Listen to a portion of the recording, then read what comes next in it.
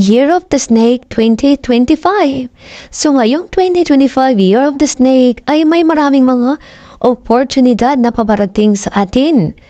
No? Kumbaga, ang ating energy din ay luxurious life. Maraming mga offer, promosyon. Tungkol naman sa love, be careful about love also baka matukso tayo. Dahil ngayong Year of the Snake ay lapitin tayo sa tukso. Kaya think twicely before tayo tanggap ng mga offer ngayong 2025. Alright?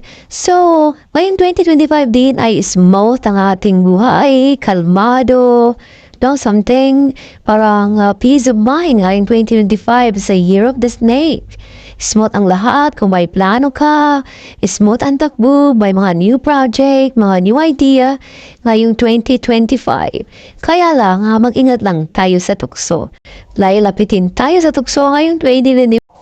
So, huwag din tayong masyadong kampante sa mga kaibigan or kumbaga party-party, no? Dahil lapitin tayo dito sa mga chika, mga chismes, no? Baka masangkot pa tayo sa gulo, awayan. Yeah, ngayong 2025. Kaya iwas din tayo sa ating mga pananayta. Baka makapasakit tayo ng ating kapwa-tao o baka may magalit sa atin, something like that. So, ingatin tayo sa ating kung anong meron tayo ngayong 2025. Dahil may mga traitor dito ngayong 2025. Baka may scam pa tayo, baka alawin pa ang ating idea, ang ating mga plano. Dahil may traitor ngayong 2025 din.